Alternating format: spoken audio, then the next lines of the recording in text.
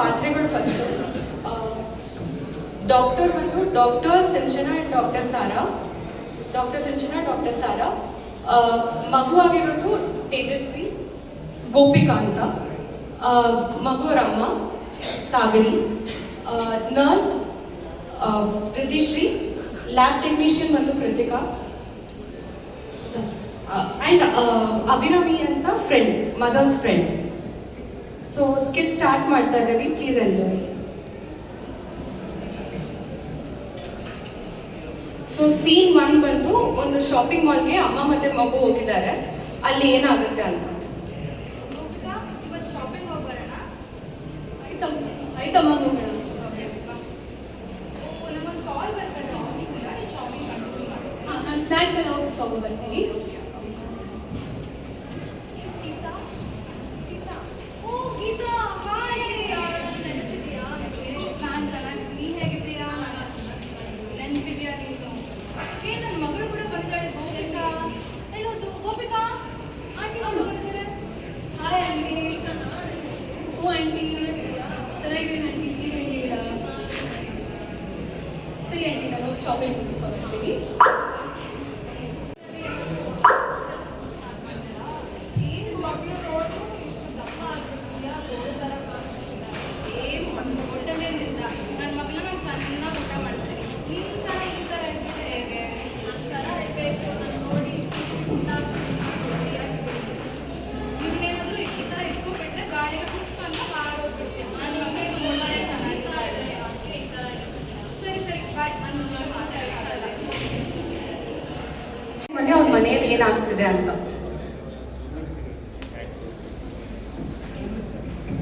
ಅಮ್ಮ, I have completed the project. ಬರ್ತಾ ಇದ್ದೀನಿ, ಕೆಲಸ ನಾಳೆ ಸಬ್ಮಿಟ್ ಮಾಡ್ಬಿಡ್ತೀನಿ.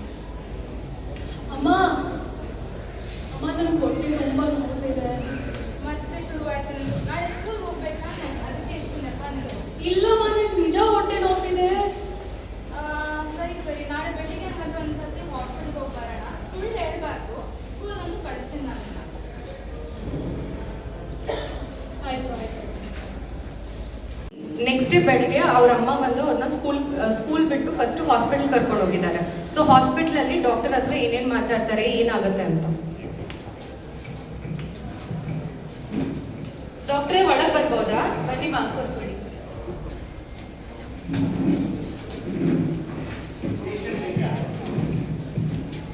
ಹಾಯ್ ಹಾಯ್ ಡಾಕ್ಟ್ರೆ, ಇವಳು ನನ್ನ ಮಗಳು ಗೋಪಿಕಾ ಅಂತ. ಎಷ್ಟು ವಯಸ್ಸು ಪುಟ್ಟ? 15. ಏನು ತೊಂದರೆ ಹೇಳಿ. ಮ್ಯಾಮ್, ನನಗೆ ಹೊಟ್ಟೆ ತುಂಬ ನೋವುತ್ತಿದೆ, ಮತ್ತು ಫುಲ್ ಸುಸ್ತಾಗ್ತಿದೆ. ಆಮೇಲೆ ಅಸೆಂಬ್ಲಿಯಲ್ಲೂ ನನಗೆ ಫುಲ್ ತಲೆ ಸುತ್ತು ಫುಲ್ ಬಂದಿತ್ತು. ಆಮೇಲೆ ನನಗೆ ಪೀರಿಯಡ್ಸ್ ಆಗಿ 2 ತಿಂಗಳು ಆಗ್ತಿದೆ. Sister, height weight B P ಮತ್ತು ಶುಗರ್ ಚೆಕ್ ಮಾಡಿ. ಡಾಕ್ಟ್ರೇ, ನನ್ನ ಮಗಳು ಬರೀ ಸುಳ್ಳು ಹೇಳ್ತಾಳೆ. ಈಗ ತಾನೇ 8th ಸ್ಟ್ಯಾಂಡರ್ಡ್ ಬಂದಿದ್ದಾಳೆ. ಯಾವಾಗ ನೋಡಿದ್ರು ಹೊಟ್ಟೆ ನೋವು, ತಲೆ ಸುತ್ತೋದು ಅಂತ. ಅವ್ಳು ಹೇಳೋದೆಲ್ಲ ನಿಜ ತಗೋಬೇಡಿ. ಏನಂತ ನೋಡಿ ಒಂದ್ಸತಿ, ಓಕೆನಾ? ಈಗ ಸ್ಕೂಲ್ ಬೇರೆ ಕಳಿಸ್ಬೇಕು ಅವಳನ್ನ. ಅವಳು ಸುಮ್ಮನೆ ಸುಳ್ಳು ಹೇಳ್ತಾಳೆ. ಇರಿ ಮ್ಯಾಮ್, 1 ನಿಮಿಷ ನೋಡ್ತೀವಿ ಏನಾದರೂ ಆಗಿದೆಯಾ ಅಂತ. ಸರಿ. ನೀವೇ ಅವರು ಅಮ್ಮ ಆಗಿ ಹಂಗಂದ್ರೆ 1-2 ನಿಮಿಷ ವೆಯ್ಟ್ ಮಾಡಿ. ನಮ್ಗೆ ಗೊತ್ತು ಡಾಕ್ಟ್ರೇ ನನ್ನ ಮಗಳು ಹೇಗಂತ. ಅವ್ರ ಅಪ್ಪ ಥರನೇ ಆಗಿದ್ದಾಳೆ. ಬಿ ಪಿ ಹೈ ಇದೆ. ಬಿ ಪಿ ಹೈ ಇದೆ. ಬಿ ಪಿ ಹೈ, ನನ್ನ ಬಿ ಪಿ ಹೈ ಆಗ್ತದೆ. ಅವಳಿಗೆ ಏನು ಬಿ ಪಿ ಆಗಿರುತ್ತೆ? ಇಷ್ಟು ಚಿಕ್ಕ ಹುಡುಗಿ. ನೀವು ಕುತ್ಕೊಳ್ಳಿ ಅಮ್ಮ, 2 ನಿಮಿಷ ನೋಡ್ತಾರೆ ಅವರು. ಸರಿ ಸರಿ.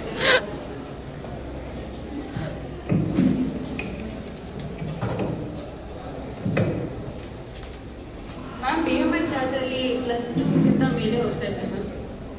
ಬಿ ಪಿನೂ ಜಾಸ್ತಿ ಬರ್ತಾ ಇದೆ. ಅಮ್ಮ, ಇಲ್ಲಿ ನೋಡಿ, ಸ್ವಲ್ಪ ನೀಟಾಗಿ ಕೇಳಿಸ್ಕೊಳ್ಳಿ. ಇದು BMI ಚಾರ್ಟ್ ಅಂತ ಹೇಳ್ತೀವಿ. ಇದಕ್ಕೆ ಏಜ್ ಪ್ರಕಾರ ಅವ್ರ ಹೈಟು ವೆಯ್ಟು ಪ್ಲಾಟ್ ಮಾಡಿ ನೋಡ್ತೀವಿ ನಾವು. ಅದು ಇವೆರಡು ಗೆರೆ ಮಧ್ಯ ಇದ್ದರೆ ನಾರ್ಮಲ್ ಅಂತ ಆ ವಯಸ್ಸಿಗೆ. ಇವಳದು ಈ ಗೆರೆಗೆಲ್ಲ ಮೇಲ್ ಬರ್ತಾ ಇದೆ, ಅದು +2 ಅಂತ ಹೇಳ್ತೀವಿ. ಸೊ ಅದಕ್ಕೆ ಒಬಿಸಿಟಿ ಅಂತ ಹೇಳ್ತೀವಿ. ಓಕೆ, ಸೊ ಅವಳ ವಯಸ್ಸಿಗೆ ಅದು ಜಾಸ್ತಿ ಇದೆ. ಅದರಿಂದ ಬೇರೆ ತೊಂದರೆಗಳು ಆಗ್ತವೆ.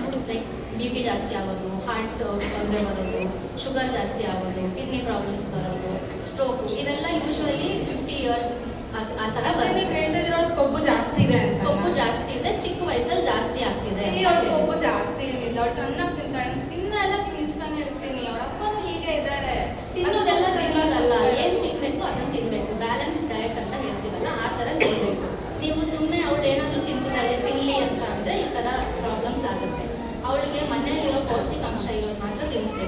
ಆಚೆದು ಫ್ರೂಟಿ ಜ್ಯೂಸು ಚಿಪ್ಸು ಕೇಕು ಏನು ತಿನ್ನಿಸ್ಬಾರ್ದು, ಅದೆಲ್ಲ ನಿಲ್ಲಿಸ್ಬೇಕು ಅಷ್ಟೇ. ನಿಲ್ಲಿಸು ಅಂದ ತಕ್ಷಣ ಅವ್ರು ನಿಲ್ಸಕ್ಕೂ ಆಗಲ್ಲ. ಅದಕ್ಕೆ ನೀವು ಕೊಡಿಸ್ಬಾರ್ದು, ನೀವು ತಿನ್ನಬಾರ್ದು, ಅವ್ರ ಅಕ್ಕಪಕ್ಕ ತಿನ್ನಬಾರ್ದು, ಆ ಥರ ನೋಡ್ಕೋಬೇಕು. ಅದಕ್ಕೆ ಮನೇಲಿ ನೀವು ಚೆನ್ನಾಗಿರೋ ಅಡುಗೆ ಮಾಡಿ ಅವ್ರಿಗೆ ತಿನ್ನಿಸಿ. ಇವಾಗ ಏನು ಮಾಡಬೇಕಂದ್ರೆ ಒಂದು ತಟ್ಟೆಯಲ್ಲಿ 4 ಭಾಗ ಮಾಡಿ, ಒಂದು ಭಾಗದಲ್ಲಿ ಹಣ್ಣು ತರಕಾರಿ ಇರೋ ಥರ, ಇನ್ನೊಂದು ಭಾಗದಲ್ಲಿ ಚಪಾತಿ ರೈಸು, ಇನ್ನೊಂದು ಭಾಗದಲ್ಲಿ ವೆಜಿಟೇಬಲ್ಸ್ ಸ್ಪ್ರೌಟ್ಸು, ಇನ್ನೊಂದು ಭಾಗದಲ್ಲಿ ಎಗ್ಗು ಮೊಟ್ಟೆ. ಇಲ್ಲ ಮೇಡಮ್ ಅವ್ರೆ, ಅಷ್ಟೆಲ್ಲ ನಾನು ಮಾಡೋಕ್ಕಲ್ಲ. ನಾನು ಕೆಲಸ ಮಾಡಕ್ಕೆ ಹೋಗ್ತೀನಿ, ಅವ್ರಿಗೆ ಇದೆಲ್ಲ ಮಾಡ್ತಾ ಕುತ್ಕೊಳಕ್ಕಾಗುತ್ತಾ? ಬೆಳಿಗ್ಗೆ ಒಂದು ಸ್ವಲ್ಪ, ಮಧ್ಯಾಹ್ನ ಒಂದು ಸ್ವಲ್ಪ ಸ್ನ್ಯಾಕ್ಸು ತಿಂದ್ಕೊಂಡು ಇರ್ತಾಳೆ. ಹಂಗೆ ಹೇಳಿದ್ರೆ ಹಂಗೆ ನಿಮ್ಮ ಮಗಳು ನೀವು ಗಮನ ಕೊಡಬೇಕು, ಇಲ್ಲಾಂದ್ರೆ ಪ್ರಾಬ್ಲಮ್ಸ್ ಆಗುತ್ತೆ. ಆವಾಗ ಸಾಲ್ವ್ ಮಾಡೋಕ್ಕೆ ಕಷ್ಟ ಆಗುತ್ತೆ. ಇವಾಗ ಕಮ್ಮಿ ವಯಸ್ಸಲ್ಲಿ ಕಮ್ಮಿ ಇದ್ದಾಗ ನೀವು ಹ್ಯಾಂಡಲ್ ಮಾಡ್ಕೊಂಡ್ರೆ ಈಸಿ ಆಗುತ್ತೆ. ಸ್ವಲ್ಪ ಗಮನ ಕೊಟ್ಟು ನೀವು ಮಾಡಿ ನೋಡ್ಕೋಬೇಕು. ಇದು ತುಂಬ ಕೆಟ್ಟದ ಅವಳಿಗೆ. ನಾನು ಸ್ವಲ್ಪ ಟ್ರೈ ಮಾಡ್ತೀನಿ, ಸ್ವಲ್ಪ ಗಮನ ಕೊಡೋಕ್ಕೆ ಸ್ಟಾರ್ಟ್ ಮಾಡ್ತೀನಿ ಇವಾಗ. ಇನ್ನೂ ಏನಾದ್ರು ತೊಂದರೆ ಆಗುತ್ತಾ? ತುಂಬ ಸೀರಿಯಸ್ ಅಂತ ಇಲ್ಲ, ಅದನ್ನು ಸಾಲ್ವ್ ಮಾಡ್ಕೊಂಡಿಲ್ಲ ಅಂದರೆ ಸೀರಿಯಸ್ ಆಗುತ್ತೆ. ಸೊ ನೀವು ಅದಕ್ಕೆ ಈ ಥರ ಡಯಟಲ್ಲಿ ಹ್ಯಾಂಡಲ್ ಮಾಡ್ಕೋಬೋದು. ಇಲ್ಲಾಂದರೆ ಇದು ಬರೀ ಊಟದಲ್ಲಿ ಮ್ಯಾನೇಜ್ ಮಾಡೋದಕ್ಕಿಂತ ಆಚೆ ಹೋಗಿ ಎಕ್ಸಸೈಸ್ ಮಾಡಬೇಕು. 1 ಅವರ್ ಪೂರ ಸ್ಕಿಪ್ಪಿಂಗು, ರನ್ನಿಂಗು, ಎಕ್ಸಸೈಸ್ ಮಾಡಿಸ್ಬೇಕು. ಆಚೆ ಆಟ ಆಡಬೇಕು. ಮನೇಲಿ ಬರೀ ಇದ್ದು ತಿಂದು ಟಿ ವಿ ನೋಡೋದಲ್ಲ. ಟಿ ವಿ ನೋಡೋದೆಲ್ಲ 2 ಅವರ್ಸ್ಗಿಂತ ಕಮ್ಮಿ ಮಾಡಬೇಕು. ಮತ್ತು 1 ಅವರ್ಗಿಂತ ಕಮ್ಮಿ 1 ಅವರ್ಗಿಂತ ಜಾಸ್ತಿ ಎಕ್ಸಸೈಸ್ ಮಾಡಬೇಕು. ಮತ್ತು ಸ್ವೀಟ್ ಆ್ಯಂಡ್ ಶುಗರಿ ಡ್ರಿಂಕ್ಸ್ ಇರುತ್ತಲ್ಲ ಅವೆಲ್ಲ ನಿಲ್ಲಿಸ್ಬೇಕು. ಸರಿನಾ?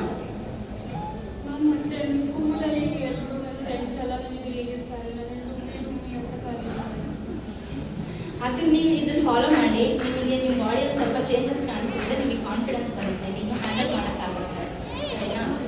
ಸ್ಟಾರ್ಟ್ ಮಾಡಿ, ಎವ್ರಿ ಡೇ ಒಂದೊಂದು ಚೂರು ಸ್ಟಾರ್ಟ್ ಮಾಡಿದ್ರೆ ನಿಮಗೆ ಒಂದು ದಿವಸ ಫುಲ್ ಚೇಂಜಸ್ ಕಾಣುತ್ತೆ. ನಿಮ್ಮ ವೆಯ್ಟ್ ಕಮ್ಮಿ ಆಗುತ್ತೆ, ಸ್ಲೀಪ್ ಇಶ್ಯೂ ಆಗುತ್ತೆ, ಹಾರ್ಮೋನ್ಸ್ ಎಲ್ಲ ಪ್ರಾಪರ್ ಆಗುತ್ತೆ. ಆವಾಗ ತೊಂದರೆ ಎಲ್ಲ ಕಮ್ಮಿ ಆಗುತ್ತೆ. ಇವಾಗ ನೀವು 3 ಮಂತ್ಸ್ ಬಿಟ್ಕೊಂಡು ಒಂದ್ಸರಿ ಬನ್ನಿ, ಇನ್ನೊಂದ್ಸರಿ ಲ್ಯಾಬ್ ರಿಪೋರ್ಟ್ಸ್ ಎಲ್ಲ ಚೆಕ್ ಮಾಡೋಣ, ಬಿ ಪಿ ಶುಗರ್ ಎಲ್ಲ ಚೆಕ್ ಮಾಡೋಣ. ಆವಾಗ ಕಮ್ಮಿ ಆಯಿತು ಅಂದರೆ ಒಳ್ಳೆಯದು. ಇದಕ್ಕೆ ಮಾತ್ರೆ ಕೊಟ್ಟು ಸರಿ ಮಾಡೋ ಥರ ಏನಿಲ್ಲ. ನೀವೇ ಮನೆಯಲ್ಲಿ ನಿಮ್ಮ ಊಟದಲ್ಲಿ ಎಕ್ಸಸೈಸಲ್ಲಿ ಸರಿ ಮಾಡ್ಕೋಬೋದು. ತುಂಬ ಎಕ್ಸ್ಟೆಂಟ್ ಹೊತ್ತು ಸರಿ ಮಾಡಿಕೊಂಡು ಎಲ್ಲ ಚೇಂಜಸ್ ಮಾಡ್ಬೋದು. ಓಕೆ ಡಾಕ್ಟ್ರೆ, ಮುಂದೆ ನಾನು ನನ್ನ ಮಗಳ ಬಗ್ಗೆ ಚೆನ್ನಾಗಿ ನೋಡ್ಕೋತೀನಿ. ಅವಳಿಗೆ ಊಟ ಸರಿಯಾಗಿ ಕೊಡ್ತೀನಿ, ಅವಳ ಜೊತೆ ಆಟ ಆಡ್ತೀನಿ.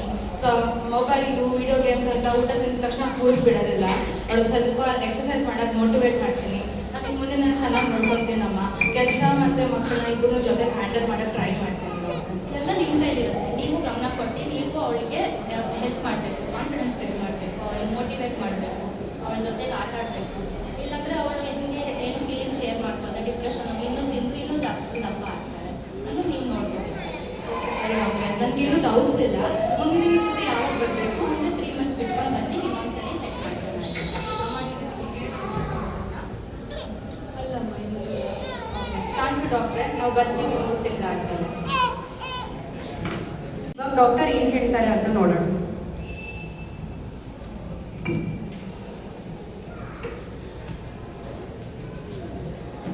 ಹಾಯ್ ಡಾಕ್ಟ್ರೇ. ಎಲ್ಲ ಗೋಪಿಕಾ ಹೆಂಗಿದ್ಯಾ?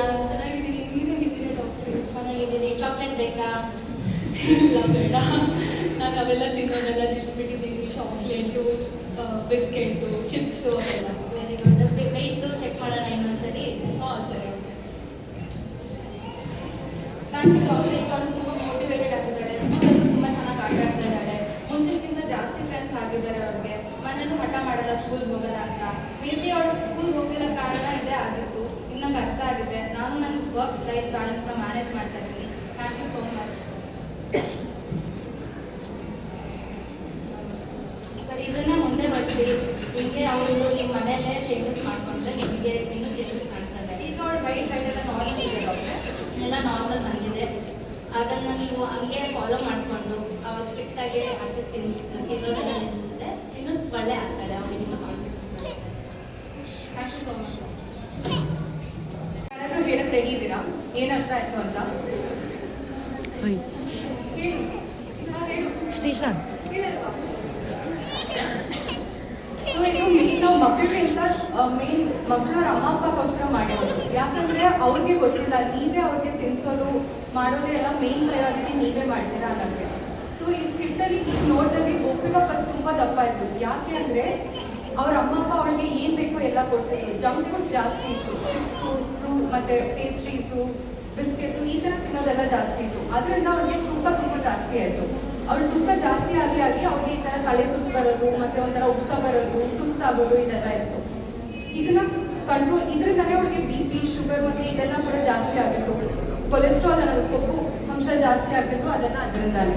ಇದಕ್ಕೆ ಒಬಿಸಿಟಿ ಅಂತ ಕರಿತೀವಿ, ಅದೊಂದು ಕಾಯಿಲೆ. ಆದರೆ ಅದಕ್ಕೆ ನೀವು ಟೆನ್ಷನ್ ತಗೋಬಾರ್ದು. ಏನು ಅಂದರೆ ನಾವು ಅದನ್ನ ನಾರ್ಮಲ್ ಲೈಫ್ ಸ್ಟೈಲ್ ಚೇಂಜಸ್ ಮಾಡಿಬಿಟ್ಟು ಕಂಟ್ರೋಲ್ ಮಾಡ್ಬೋದು. ಡಾಕ್ಟರ್ ಕೇಳಿದ್ರಲ್ವಾ, ಅದೇ ಥರ ಅಂದರೆ ಅವ್ರಿಗೆ ಊಟದಲ್ಲಿ ಪೌಷ್ಟಿಕ ಅಂಶ ಇರೋದು ಜಾಸ್ತಿ ಕೊಡಬೇಕು. ಹೇಗೆ ಅಂದರೆ ತರಕಾರಿ, ಸೊಪ್ಪು ಮತ್ತು ಫ್ರೂಟ್ಸು, ಬೇಳೆಕಾಳು ಇವೆಲ್ಲ ಜಾಸ್ತಿ ಕೊಡಬೇಕು. ಜಂಕ್ ಫುಡ್ಸ್ ಅನ್ನೋದು ಕಮ್ಮಿ ಮಾಡಬೇಕು. ಯಾವುದೇ ಕಾರಣಕ್ಕೂ ಜಂಕ್ ಫುಡ್ಸ್ ಎಷ್ಟಾಗುತ್ತೋ ಅಷ್ಟು ಅವಾಯ್ಡ್ ಮಾಡೋದು ಒಳ್ಳೆಯದು ಮಕ್ಕಳಿಗೆ. ಮತ್ತು ಅವ್ರಿಗೆ ಮನೆಯಲ್ಲೇ ಕೂರಿಸ್ಬಿಟ್ಟು ನೀವು ಕೆಲಸ ಮಾಡ್ತಿರ್ತೀರ, ಅವ್ರನ್ನ ನೋಡ್ಕೊಳಕ್ಕಾಗಲ್ಲ. ಸೊ ಏನು ಮಾಡ್ತೀರೋ, ಒಂದು ಫೋನ್ ಕೊಟ್ಬಿಟ್ಟು ಮಕ್ಕಳನ್ನ ಮನೆಯಲ್ಲೇ ನಿಮ್ಮ ಮುಂದೆ ಕೂರಿಸ್ಬಿಡ್ತೀರಾ. ಅದರಿಂದನೇ ಈ ಥರ ಎಲ್ಲ ಆಗೋದು. ಅವ್ರನ್ನ ಓಡಾಡೋಕೆ ಬಿಡಬೇಕು. ಬೆಳೀತಾ ಇರೋ ಮಕ್ಕಳು ಎಷ್ಟು ಓಡಾಡಿ ಎಷ್ಟು ಆಟ ಆಡಿದ್ರೆ ಅಷ್ಟು ಒಳ್ಳೇದು ಅವರಿಗೆ. ಈ ಥರ ಕಾಯಿಲೆ ಎಲ್ಲ ಅದರಿಂದ ನಾವು ಅವಾಯ್ಡ್ ಮಾಡೋಕ್ಕೆ ಆಗುತ್ತೆ. ಸೊ ಇದು ಮೇನ್ ಎಕ್ಸಸೈಸ್ ಮತ್ತು ಡಯಟ್ ಅಂದರೆ ಅವ್ರಿಗೆ ನೀವು ಕೊಡೋ ಆಹಾರ ಮತ್ತು ಅವ್ರಿಗೆ ಎಷ್ಟು ಆಟ ಆಡೋದು ಬಿಡ್ತಿರೋ ಅದರಿಂದ ಎಷ್ಟಾಗುತ್ತೋ ಅಷ್ಟು ನಾವು ಇದನ್ನು ಕಂಟ್ರೋಲ್ ಮಾಡೋಕ್ಕಾಗುತ್ತೆ. ಈಗಿನ ಕಾಲದಲ್ಲಿ ಈ ಥರ ಚಿಕ್ಕ ಮಕ್ಕಳಿಗೆ 50 ವರ್ಷದ ಮೇಲ್ಪಟ್ಟವ್ರು ಬರೋ ಕಾಯಿಲೆ ಈ ಥರ ಒಬಿಸಿಟಿಯಿಂದ ಬರೋಕ್ಕೆ ಸ್ಟಾರ್ಟ್ ಆಗಿದೆ. ಅದಕ್ಕೆ ನಾವು ಈ ಅವೇರ್ನೆಸ್ ಪ್ರೋಗ್ರಾಮ್ ಮಾಡ್ತಿರೋದು. ನಿಮಗೆ ಇದು ಗೊತ್ತಾಗಬೇಕು, ನಿಮಗೆ ತಿಳಿಸ್ಬೇಕು ಅಂತ. ಸೊ ನಿಮಗೆ ಇದರಿಂದ ಅರ್ಥ ಮಾಡಿಕೊಂಡು ನೀವು ನಿಮ್ಮ ಮಕ್ಕಳಿಗೆ ಈ ಥರ ಚೆನ್ನಾಗಿರೋ ಪೌಷ್ಟಿಕ ಆಹಾರ ಕೊಡಬೇಕು ಮತ್ತು ಅವ್ರನ್ನ ಆಟ ಆಡಿಸ್ಬೇಕು, ಜಾಸ್ತಿ ಅವ್ರು ಓಡಾಡಿ ಆ ಥರ ಎಲ್ಲ ಇರಬೇಕು, ಆ್ಯಕ್ಟಿವ್ ಆಗಿರಬೇಕು ಅಂತ ನಾವು ನಿಮಗೆ ತಿಳಿಸೋಕ್ಕೆ ಟ್ರೈ ಮಾಡ್ತಿರೋದು. Thank you.